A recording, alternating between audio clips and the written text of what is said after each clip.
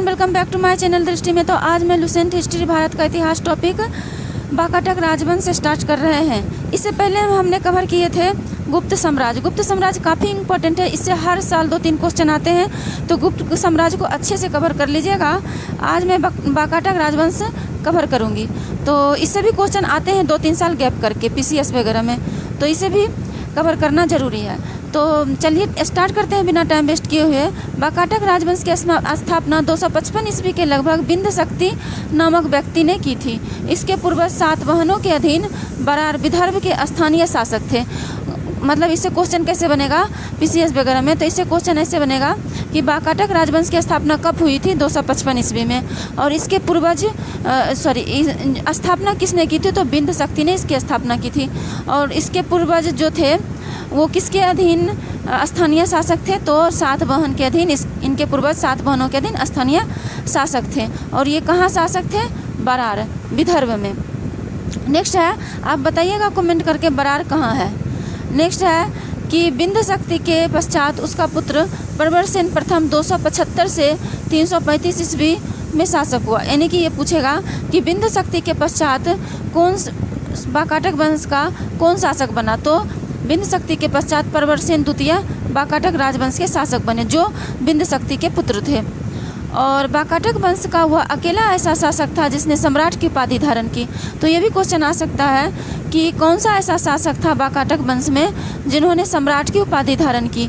तो आंसर हो जाएगा ये क्या नाम है? प्रवरसेन प्रथम। प्रवरसेन प्रथम ऐसा पहला शासक था जो क्या उपाधि धारण की? तो इन्होंने उपाधि धारण की सम्राट की। कौन? प्रवरसेन प्रथम। पुराणों से पता चलता है कि इसने 4 यज्ञ करवाए थे, किया था। किससे पता चलता है? पुराणों से। किसने करवाए थे? तो प्रवरसेन प्रथम ने 4 अश्वमेघ यज्ञ करवाए थे। नेक्स्ट है, प्रवरसेन के पश्चात वाकाटक साम्राज्य 2 शाखाओं में विभक्त हो गया। प्रवरसेन के पश्चात वाकाटक साम्राज्य जो है कितने शाखा में विभक्त हो गया? तो प्रवरसेन के पश्चात वाकाटक साम्राज्य 2 शाखाओं में विभक्त हो गया। प्रधान शाखा तथा वसीय शाखा। बरसगुल्म दोनों शाखाएं समांतर रूप से शासन किया। प्रवरसेन के पश्चात कौन सी 2 शाखाओं में बट गया वाकाटक वंश? एक था प्रधान शाखा और एक था वसीय शाखा। बरसगुल्म दोनों समानांतर रूप से शासन किया। नेक्स्ट है, प्रधान शाखा के प्रमुख। अब दिया है कि प्रधान शाखा के प्रमुख कौन कौन थे, कौन कौन राजा बने प्रधान शाखा में? तो रुद्रसेन प्रथम 335 से 360 ईस्वी तक। प्रभावती गुप्त का संरक्षण काल रहा 390 से 410। प्रवरसेन द्वितीय का शासन रहा 410 से 440। उसके बाद नरेंद्र सेन का शासन रहा 440 से 460। पृथ्वीसेन द्वितीय का शासन रहा 460 से 480। नेक्स्ट है, गुप्त शासक चंद्रगुप्त द्वितीय ने अपनी पुत्री प्रभावती गुप्त का विवाह वाकाटक नरेश रुद्रसेन द्वितीय से किया।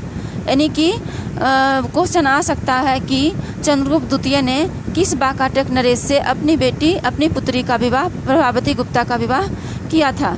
तो उनका नाम था रुद्रसेन द्वितीय। वाकाटकों का राज्य गुप्त एवं शक राज्यों के बीच था। वाकाटक का राज्य किसके किसके बीच था? गुप्त एवं शक राज्यों के बीच था।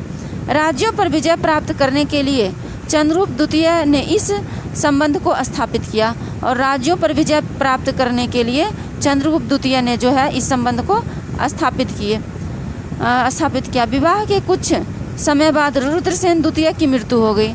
और विवाह के कुछ समय बाद रुद्रसेन द्वितीय की मृत्यु हो जाती है। किनका? प्रभावती गुप्त जो थे उनके पति का।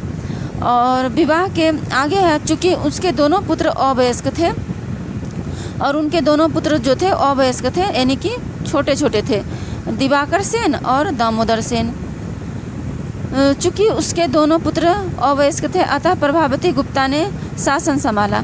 उनके दोनों पुत्र छोटे छोटे थे, इसलिए प्रभावती गुप्त ने शासन संभाला। यह काल वाकाटक गुप्त संबंध का स्वर्ण काल रहा। और इस काल में वाकाटक वंश और गुप्त वंश का संबंध काफ़ी अच्छा रहा। नेक्स्ट है, प्रभावती गुप्त के संरक्षण काल के बाद उनका कनिष्ठ पुत्र दामोदर सेन प्रवरसेन द्वितीय के नाम से गद्दी पर बैठे। यानी कि जो प्रभावती गुप्त के संरक्षण काल जब खत्म हुआ तो उनका जो पुत्र था कौन? दामोदर सेन और वो किस नाम से गद्दी पर बैठते हैं? प्रवरसेन के नाम से गद्दी पर बैठते हैं। प्रवरसेन के नाम से गद्दी पर बैठते हैं। तो ये भी आ सकता है कि प्रभावती के संरक्षण के बाद कौन शासक ये वाकाटक वंश के कौन शासक बने थे? तो ये बने थे दामोदर सेन, जो प्रभावती के पुत्र थे। नेक्स्ट है कि पृथ्वीसेन द्वितीय की प्रधान शाखा का, एक मिनट, पृथ्वीसेन द्वितीय की प्रधान शाखा का अंतिम शासक था। मतलब कह रहा है कि जो पृथ्वीसेन द्वितीय वाकाटकों की प्रधान शाखा का अंतिम शासक था। यानी कि पूछा जाएगा कि वाकाटक के प्रधान शाखा का अंतिम शासक कौन था? तो पृथ्वीसेन द्वितीय जो हैं वो वाकाटकों के प्रधान शाखा के अंतिम शासक हैं। उसके बाद उसका राज्य बसीम शाखा के हरिसेन के हाथों में चला गया, और उसके बाद जो उसका राज्य है बसीम शाखा के हरिसेन के हाथों में चला गया। नेक्स्ट है बसीम शाखा के वाकाटक। हमने देख लिए कि जो है प्रधान शाखा के वाकाटक, जो प्रधान शाखा में वाकाटक वंश के कौन कौन राजा थे। अब हम देखते हैं जो है बसीम शाखा के वाकाटक। वाकाटक वंश की बसीम शाखा की स्थापना 330 ईस्वी में सम्राट प्रवरसेन के छोटे पुत्र सर्वसेन ने की थी। यानी कि वाकाटक वंश के जो है बसीम शाखा की स्थापना कितना ईस्वी में हुआ था? 330 ईस्वी में। और प्रवरसेन के छोटे पुत्र सर्वसेन, इसकी स्थापना, बसीम शाखा की स्थापना किसने की थी? प्रवरसेन के छोटे पुत्र सर्वसेन ने। नेक्स्ट है उसने यानी सर्वसेन ने वत्सगुल्म नामक स्थान पर एक स्वतंत्र राज्य की स्थापना की। किसने वत्सगुल्म नामक स्थान पर एक स्वतंत्र राज्य की स्थापना की? तो उनका नाम है सर्वसेन, जो प्रवरसेन के पुत्र थे। वत्सगुल्म महाराष्ट्र के अकोला जिले में आधुनिक वासिम में स्थित है। अभी वत्सगुल्म कहाँ पर है? महाराष्ट्र के अकोला जिले में आधुनिक वसीम में स्थित है। नेक्स्ट है बसीम शाखा के प्रमुख राजा कौन कौन है? हमने देख लिया था कि वाकाटक साम्राज्य के प्रमुख राजा कौन कौन थे। अब हम देखेंगे बसीम शाखा के प्रमुख राजा कौन कौन हैं। तो बसीम शाखा के प्रमुख राजा हैं सर्वसेन, बिंदशक्ति द्वितीय 350 से 400, प्रवरसेन द्वितीय 400 से 415, हरिसेन 475 से 510, 475 से 510।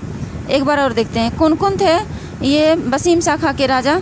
तो बसीम शाखा के थे सर्वसेन, बिंदशक्ति द्वितीय 350 से 400, प्रवरसेन द्वितीय 400 से 415 और हरिसेन 475 से 510। ये सब बसीम शाखा के राजा थे। हरिसेन बसीम शाखा का सर्वाधिक शक्तिशाली शासक था। यह वाकाटक वंश का अंतिम ज्ञात शासक है। कहा जा रहा है कि पूछा जाएगा कि वाकाटक राजवंश का सबसे शक्तिशाली राजा कौन बना था? तो हरिसेन। और ये जो था वाकाटक वंश का अंतिम ज्ञात शासक है। वाकाटक वंश के राजा प्रवरसेन द्वितीय ने मराठी प्राकृत काव्य सेतुबंध की रचना की तथा सर्वसेन ने हरिविजय नामक प्राकृतिक ग्रंथ काव्य लिखा। यानी कि कहा जा रहा है वाकाटक वंश के राजा प्रवरसेन द्वितीय ने मराठी प्राकृत काव्य सेतुबंध की रचना की तथा सर्वसेन ने हरिविजय नामक प्राकृतिक काव्य ग्रंथ लिखा। तो पूछा जाएगा, ये काफ़ी इम्पोर्टेंट है कि वाकाटक वंश के राजा प्रवरसेन द्वितीय ने मराठी प्राकृत काव्य सेतुबंध की रचना थी। पूछा जाएगा कि सेतुबंध की रचना किसने की? तो प्रवरसेन द्वितीय ने। ये सेतुबंध जो है मराठी प्राकृत काव्य है। उसके बाद है सर्वसेन ने हरिविजय नामक प्राकृत काव्य लिखा, और सर्वसेन जो है हरिविजय नामक प्राकृत काव्य लिखते हैं। तो ये भी पूछा जा सकता है हरिविजय किसने लिखा था? तो सर्वसेन। और सेतुबंध किसने लिखा था? तो प्रवरसेन। याद रख लीजिएगा, सेतुबंध प्रवरसेन और हरिविजय सर्वसेन। ऐसे याद रखना है। सह तो हस से याद रहेगा हरिविजय सर्वसेन। अब प्रसे से याद रखिएगा प्रवरसेन ने सेतुबंध, प्रवरसेन ने सेतुबंध और हरिविजय ने सर्वसेन ने हरिविजय नामक प्राकृतिक काव्य ग्रंथ लिखे थे। नेक्स्ट है संस्कृत की वैदर्भी शैली का पूर्ण विकास वाकाटक नरेशों के दरबार में हुआ था।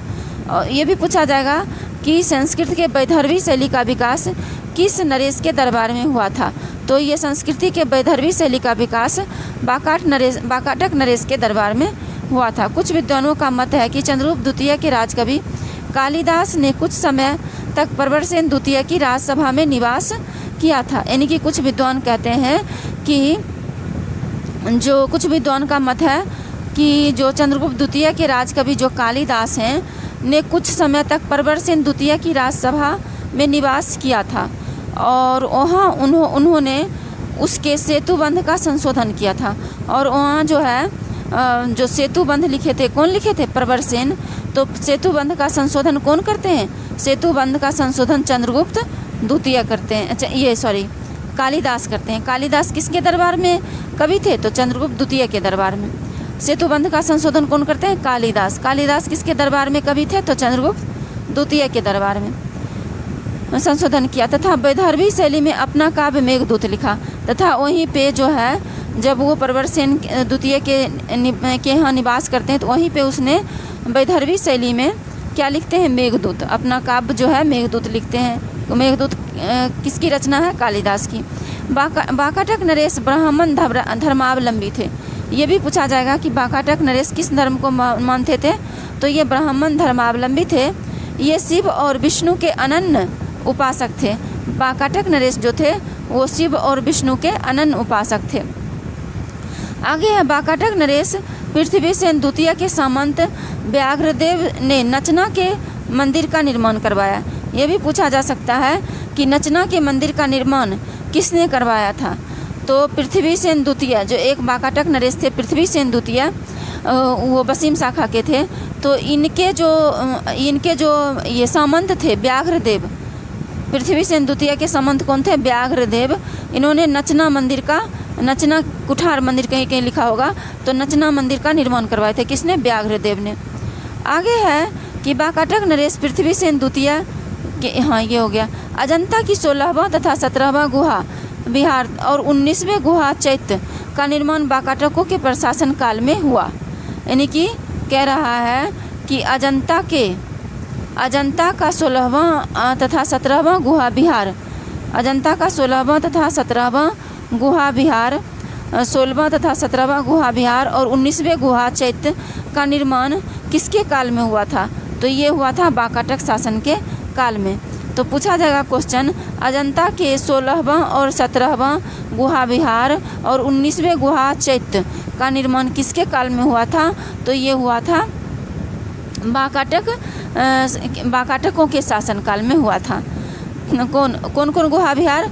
16वां, 17वां और 19वां। अजंता के 16वां, 17वां और 19वां गुहा विहार का निर्माण ये वाकाटक शासन के काल में हुआ था। तो नेक्स्ट है पुष्पभूति वंश एवं वर्धन वंश। पुष्पभूति वंश और वर्धन वंश भी काफ़ी इम्पोर्टेंट है। तो हम नेक्स्ट वीडियो में पुष्पभूति वंश और वर्धन वंश कवर करेंगे। आज के लिए इतना ही, मिलते हैं नेक्स्ट वीडियो में। Thank you so much.